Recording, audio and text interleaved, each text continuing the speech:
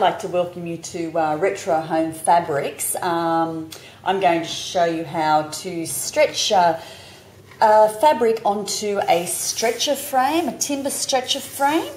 The best way to do this, I find, is if you pop into your local store, arts and crafts store. You can buy these timber frames already pre-made, and they've also got a canvas over the top of them, which actually gives them more stability. So it really makes it so much easier than to stretch fabric on top of and over the canvas and also over the stretcher frame.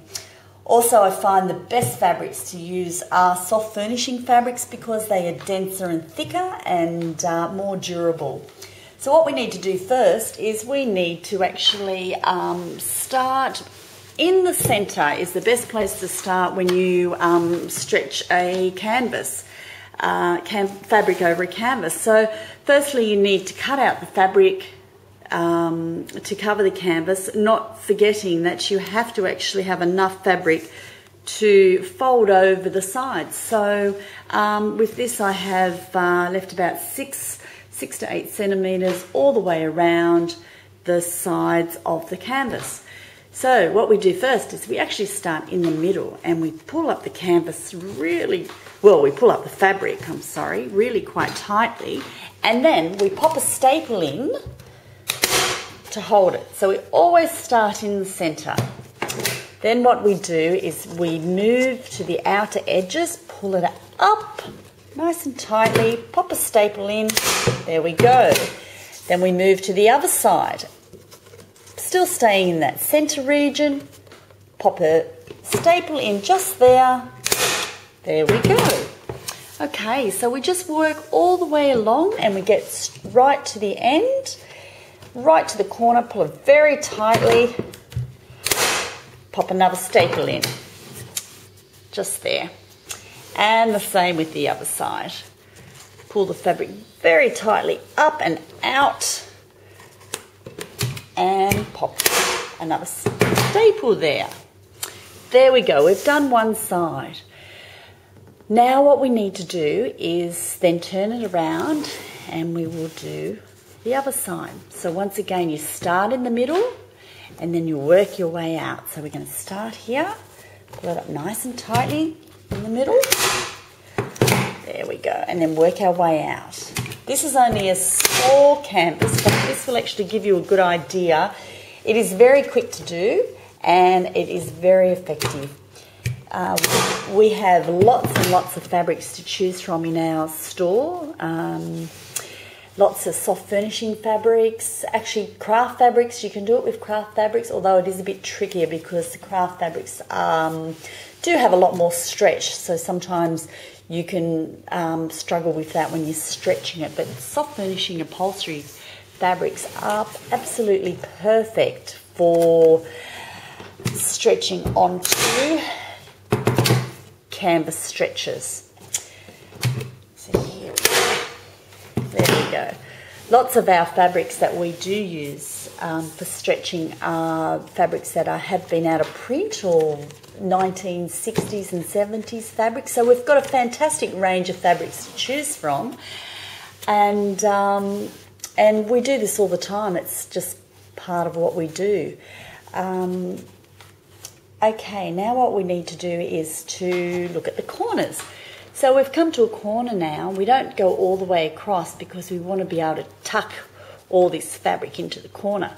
So what we do is one end we come right to the end, the other end we have about 8 centimetres between the staples. So now we need to get your finger, pop it in there and make sure that side is really flat, just there. Pull the fabric up.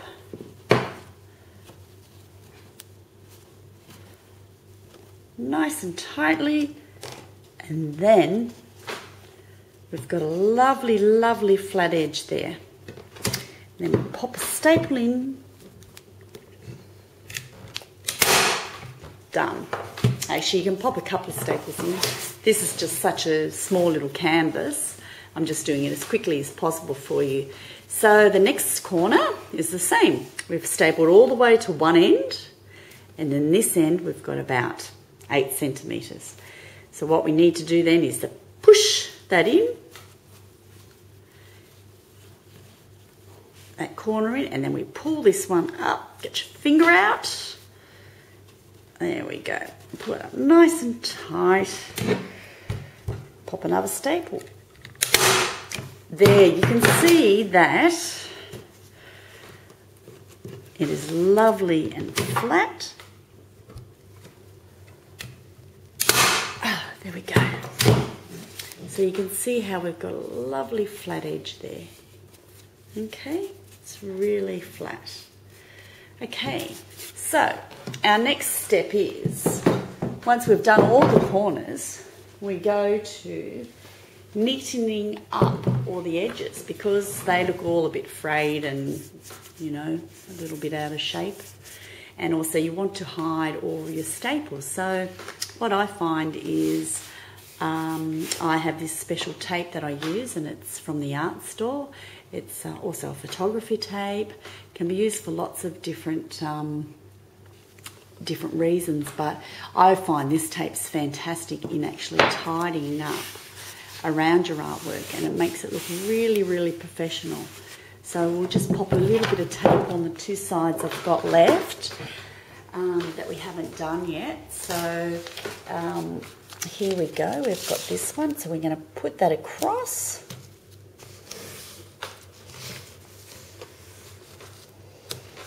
There we go. And now it just hides all those staples, all the rough edges of your fabric, any fraying. It just protects it, also protects your wall. Then we'll do the same down this side where it looks a little bit on the messy side. So we're going to pop a little bit more of this tape down the sides. There's a bit of frayed edge there. There we go, and you work out. You always start from the middle and you work out. That's it. Okay, so now we've got a lovely, lovely, nice, neat, tidy looking frame. The next thing I do is you've got to have something to hang the frame with. So I put these little screws in, and you can just buy them from the hardware. But the good thing about these screws are you screw them into the side of your canvas, and if you screw them into the side on both ends, okay, then you'll find that your canvas will sit nice and flat on your wall. So it won't pop out, it'll be absolutely flat, and then you string some wire there.